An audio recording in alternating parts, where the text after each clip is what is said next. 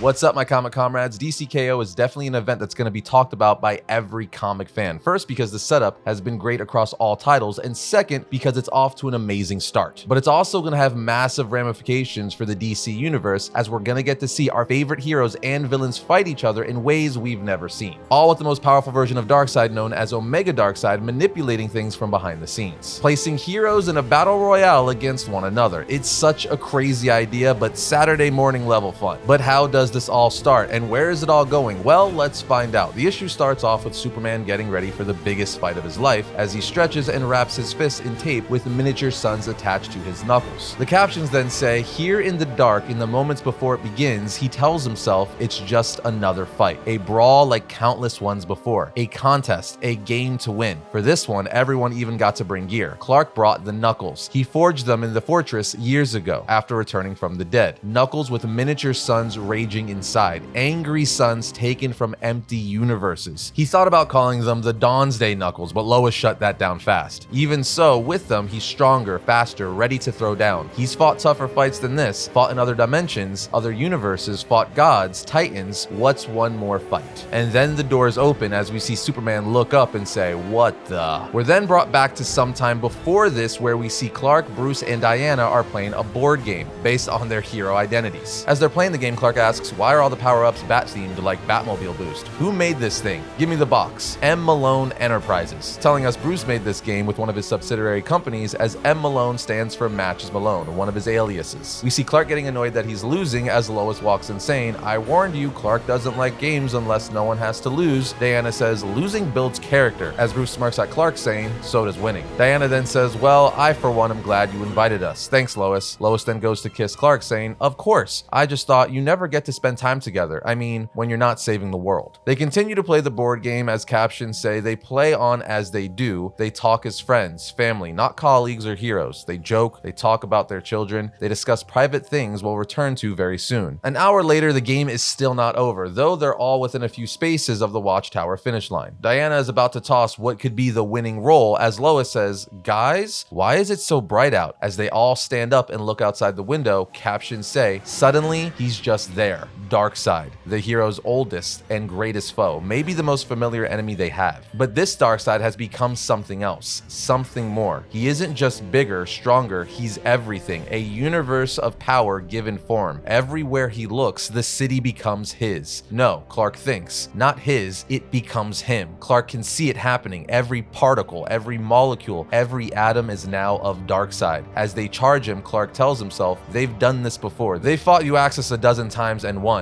But deep down, Clark can feel it. This is different. And when he looks at his friends, he knows they realize it too, because the being out there is more. He's more than a god. He's all godliness. He's all magic and sorcery. He's all the wonder and terror of the cosmos. Darkseid has finally become what he was meant to be, the end of everything." Bruce falls first, then Diana. Now as Clark rockets towards Darkseid at Mach 7, he hears a sound he's never heard, a sound that stuns him so badly he barely feels the blast from Darkseid, the blast that ends him, as we see Darkseid easily defeat the Trinity and the rest of the DC heroes. We're then taken to the Watchtower, where Superman asks the Quantum Quorum, "When does this happen?" Time Trapper responds, "It already happened, Kal-El." Superman asks, "What?" Batman then shows Clark a text on his phone that says, "Reminder, game night in 1 week. Our place. No excuses," telling us that the events we just saw play out on the first few pages of the comic happens 1 week from now. Time Trapper then goes on to say, "We of the Quantum Quorum have managed to combine our chronicle powers to rewind time by 7 days. But Darkseid has already conquered the future, and right now he's making his way back through time to this moment." Superman says, "Go on, and how do we stop him this time?" Time Trapper replies, "You don't. World Forger.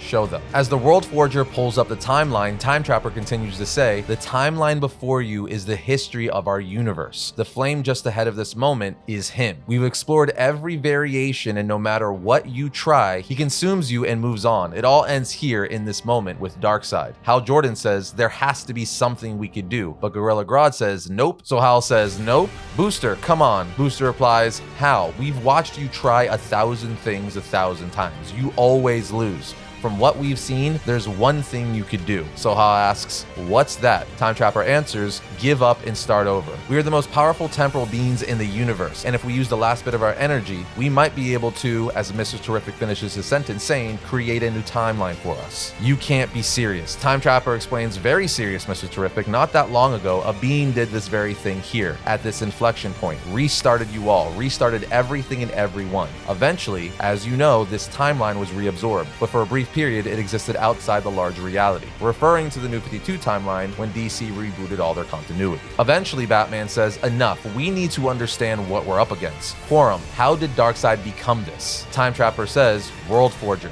Show them. Hold up, while we're talking about world forging, one of the biggest events in all of geekdom, New York Comic Con, is going on this week, and we're giving away some exclusives from today's sponsor, Whatnot. That's right, our friends at Whatnot are going big for New York Comic Con this year, both inside the Javits Center and online, with a weekend full of insane exclusives and collectibles during their Beyond the Con New York event. During this event, they'll be dropping exclusive Todd McFarlane variant covers of both Detective Comics 575 and Justice League #1, and they're doing a massive collaboration with Marvel on these Year in Marvel 25 comic trading packs. They actually sent us this box of 3 packs to show you, and they are amazing. Each pack features a random selection of limited edition exclusive foil and black and white variant covers of One World Under Doom #1, Ultimate Wolverine #1, Spider-Man Wolverine #1, and others. There's even a chance to pull a signed black and white cover or a partial black and white, which is a New York Comic Con exclusive. We ripped 2 of the packs they sent to show you guys our pools, but we're giving away this 3rd unopened pack to one of you. All you have to do to enter the giveaway is drop your Whatnot username in the comments below, and we'll pick a winner within the week. But for those of you who don't have a Whatnot account yet, just use our link in the description to get one. And that's kind of a bonus, because by using our invite link to set up your account, you'll also get a $15 credit to spend anywhere on the app, so make sure to take advantage of that as well. Whatnot is the best live selling platform out there for comics, collectible cards, Funko Pops, and just about anything else you can think of. In fact, our boy Arris Quinones is going to be hosting several streams from New York on his personal Whatnot, including a kickoff show from the Whatnot main stage with creator Del Otto. Longtime friend of the show, Comic Tom, will be there too, and both of them will be dropping the exclusive DC McFarlane covers and the Year in Marvel 25 comic trading packs during their streams. So definitely be sure to bookmark those shows. But again, to enter to win our last Year in Marvel 25 comic trading pack, just drop your Whatnot username in the comments of this video. And if you don't have a Whatnot account yet, be sure to sign up using our invite link in the description to get that $15 credit. Good luck and happy hunting. That's right, I'll be at New York Comic Con doing a bunch of live streams and dropping a ton of crazy exclusives, so be sure to follow me on Whatnot at Arris_Quinones and bookmark the streams. But now let's find out what Time Trapper and the World Forger has to show the Justice League about how Darkseid achieved this new form. World Forger starts by pulling up the universe as Time Trapper tells the heroes to understand him, you must understand what he seeks. But since its inception, its 2 most primal, or the twin energies we call Alpha and Omega, Alpha is the energy of creation, wild and explosive. Nearly all planets with life are sources of Alpha energy, but not Apocalypse. An Apocalypse's core is an infernal engine, a heart that runs on Omega energy, the energy of conquest and absorption, control. And when Darkseid sought it long ago, he became its champion and was transformed into the enemy you fought so many times. From that moment on, he has sought to turn Earth, reality's greatest source of Alpha energy, into a new Apocalypse. And so when he formed his new universe, he placed a heart of Apocalypse at its primordial Earth center. All Omega energy in that realm flows to him, making him absolute. He's become that universe's King Omega, the personification of all its Omega energy, a walking singularity that transforms all around him. Yeah, this is absolutely insane. Darkseid has really become the end-all be-all. The definition of Darkseid is. Time Trapper then tells them, which is why we must act quickly. The Earth is already transforming upon his approach. Many of you have likely sensed that the heart of Apocalypse is growing at its center. Mr. Terrific says, hence the fire pits and parademons popping up around the globe the last year, as we've seen in the Justice League and the Aquaman titles. Batman then speaks up saying,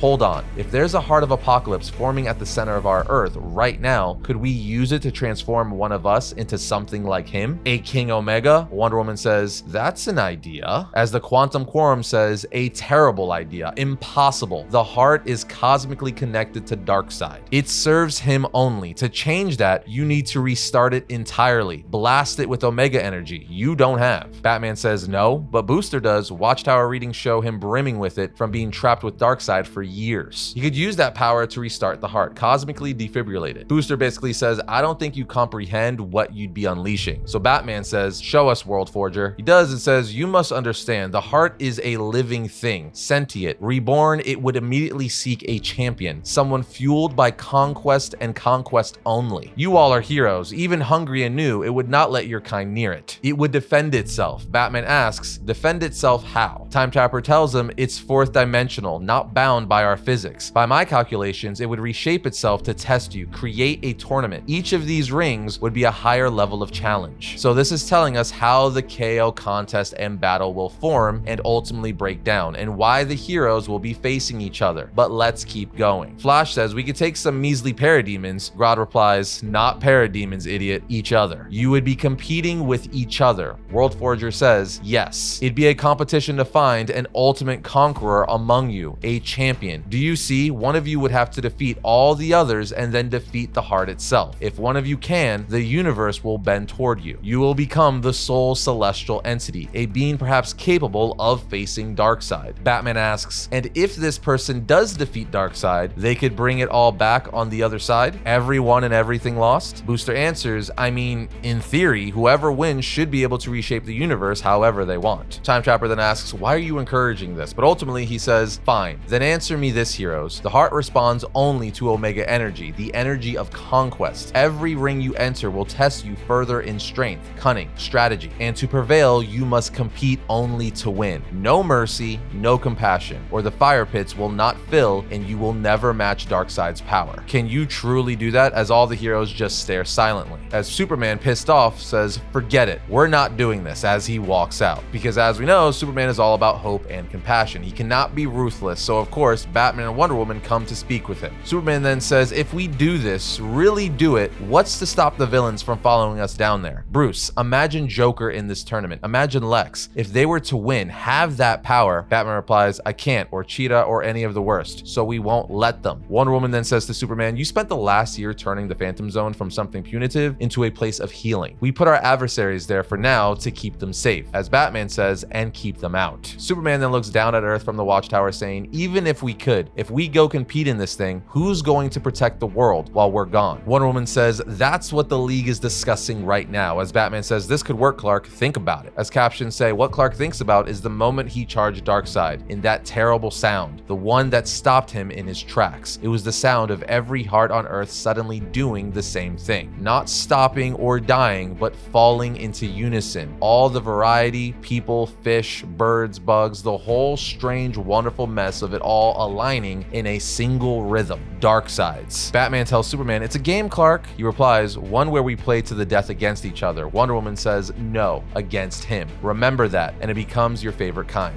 Like Lois said, the kind where no one really loses, the kind where we all win together. The comic then brings us to chapter 2 and shows us how the heroes of Earth start prepping for their mission to go to the center of the Earth. As narration says, on the first day, they move to secure the villains. Modified T-spheres are sent to a list of the world's most dangerous criminals. Terrific hates what they are about to do, but he also knows this is about as fair as they could be right now. The spheres re-enter the atmosphere silently, each homing in on its target, as we see them entering Arkham Asylum, Belle Reve, and more. The T-spheres then begin to send villains like the Joker, Mr. Freeze, Killer Croc, King Shark, Black Manta, Lex, and more into the Phantom Zone for holding until the heroes get back. The comic then says, on the second day, the heroes meet with the world leaders, and together they agree on a path forward. On the third day, Clark, the delegate's chosen speaker, addresses the world. As Superman tells the world, long ago, my whole world was destroyed. I was the only survivor. That will not happen here. I swear it. We can win. We will win. We then learn that Supercorp, Wayne Enterprises, Queen Industries, and 10 others have joined forces to create mega arcs, all filtered with adaptive Brainiac tech to contain and preserve everyone and everything, all part of the largest evacuation plan ever undertaken, just in case things get worse in coming days. On the fourth day, the heroes spend time with their families. As we see Clark walk with Lois, John, and Kara through the city he loves, Clark reminds himself that this is for them as he looks at people in the park, saying to himself, all of it for them. All those heartbeats, the mirror of them all different, all scared. He listens to the heartbeat of the planet itself. On the fifth day, the heroes prepare for the tournament. They go to war rooms and bunkers and sacred vaults and choose their gear. What to pick though when there's no telling what challenges the tournament will bring. Some go offense, as we see Batman open up one of his vaults, and when he opens it, we see see a close-up of his face while he says, "Justice Buster 2,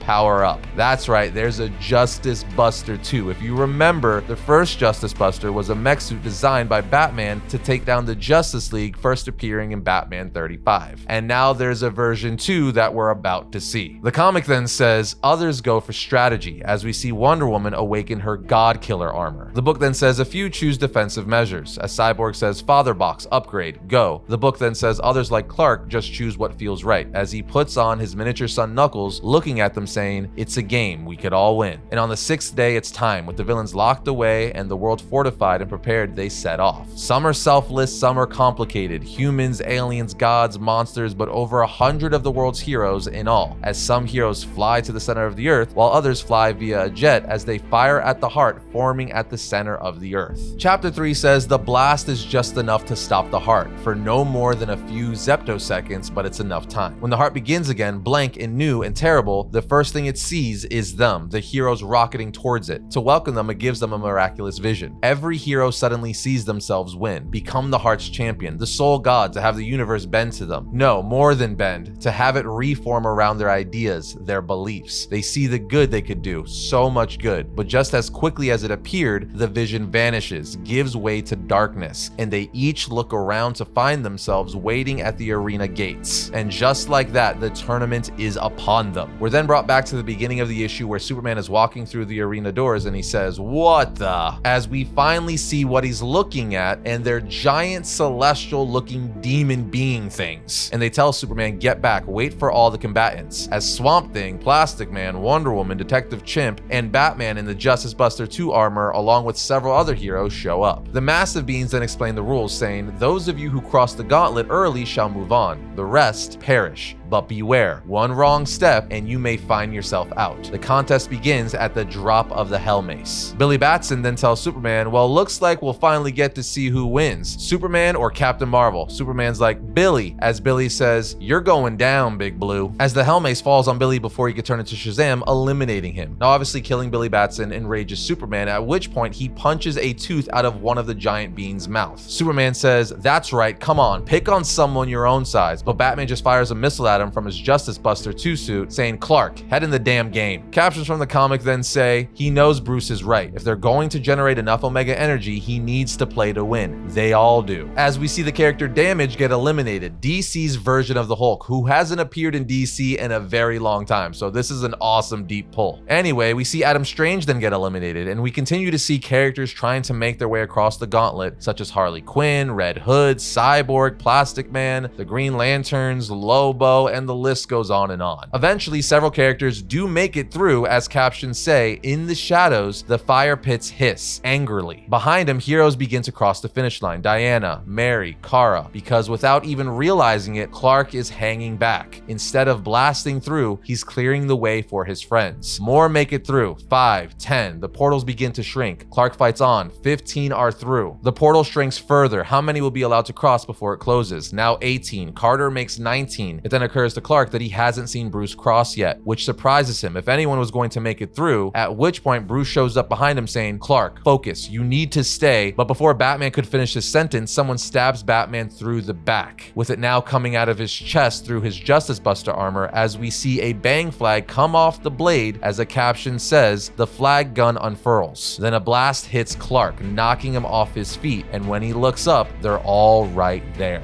As we see several of DC's most infamous villains like the Joker, Lex, Cheetah, King Shark, and more. As the Joker tells Superman, I guess Batman doesn't always win. Superman then looks at Bruce, the blade still piercing through his chest, as Batman says, Clark, remember what I said. As Batman disappears to dust all Infinity War style, narration from the comic then says, how did the villains escape? How did they get here? Superman has no time to figure it out. It only takes them moments to rush the finish line. Giganta makes it through, Joker, then Lex. But before before he crosses the finish line, Lex turns to Superman and smiles. There's something in Lex's smile. It takes a moment for him to realize that it's pity. It's a smile that says, go save a cat from a tree. But this, leave this to us, Boy Scout. Superman then thinks back to the game night, to Bruce's words. His fists curl with the miniature suns on them. And then no one knows what hit them. The Titans, the Omega Demons, the heart itself. In Superman's ears, a new sound as he blasts through. Like suns splitting open. But it's not the impacts of his fists or him breaking the parries of physics. It's the pounding of a single heart in his ears. His own. As he crosses the finish line and takes the last spot all around the fire pit sing. After which we get a double-page spread of the 32 characters who made it across, as the comic says, now behold, your 32 champions, who will win and be crowned the King Omega. Can you guess? As we see the likes of Superman, Green Arrow, Etrigan, the Joker, Lobo, Captain Atom, Swamp Thing, Lex Luthor, and more who have all made it across. On the very next page, we then find out who's been narrating this entire issue. It's been the Heart of Apocalypse. As it continues to narrate, saying, I could tell you the answer now if you'd like to know, referring to who's going to be the King Omega. Because I am the Heart of Apocalypse after all, the one who crowned Darkseid so long ago. So yes, I know who will join the ranks of the fallen. I know all the twists and turns that await them. So many. The surprise is coming, like his 3 destroyers, horsemen from a world where his rule is absolute. As we get the reveal that absolute Batman, Superman, and Wonder Woman are going to be Darkseid's 3 destroyers. His horsemen finally coming face to face with their Prime Universe counterparts in this series. The Heart of Apocalypse continues to tell us these are just some of the horrors that await. But if you want to know the real truth, the final one, I'll tell you, it's that none of them win. Not Clark, not Diana, not Mary, none. Because what they don't know is that there is one last champion among them, the King himself. That's right, Darkseid, taking the form of one of their own. So no, friend, the game isn't beginning, it's already over. As we see Darkseid's silhouette standing behind Booster Gold, along with the rest of the Quantum Quorum, ending with a close-up of Booster's eyes, as we see they've gone red with Omega pupils. So Darkseid is disguising himself in the form of Booster Gold, and with that, issue 1 ends. Bro, this was one of the most insane starts to a comic book event I've read in a long time, and that says a lot since King in Black issue 1 was also phenomenal just a few years ago. But man, the twists and turns and setup for this is insane. First and foremost, this is the most powerful version of Darkseid we've ever gotten. He's literally not a god anymore, he's all godliness as the comic describes, and he's everywhere at once. He's omnipresent. He was at the Rock of Eternity, he was in Oa, he was in Gotham, he was in Themyscira, all at the same time. That is utterly insane. Not to mention, I really like the explanation of the Omega Heart forming on the Prime Earth and the champions having to go like reset it, restart it, and become a King Omega themselves. This means that a DC hero is going to be a celestial, essentially, as that's what the comic says. In order to combat Darkseid, they have to become a King Omega, a celestial being themselves. But who's that character going to be? It's not going to be Batman. We know he's gone, which that kind of sucks, but I also kind of like that at the same time. So is it going to be Superman? That would be the most obvious. Or are they going to go a different route where it's someone that's not obvious at all and make it like Detective Chimp? Or maybe it's Doomsday, because we did find out in Justice League the Omega Act that Doomsday is the absolute champion. He's the being that's going to like bring balance, I guess, and somehow he will enter this tournament. We're just going to have to keep reading all these tie-ins and issues to find out. But either way, you guys need to head to your local comic book shop and read the issue for yourself to get all the little nuances and details. It's a phenomenal series. But with that said, let us know what you think down in the comments, and we'll see you next time when we talk about all things comics.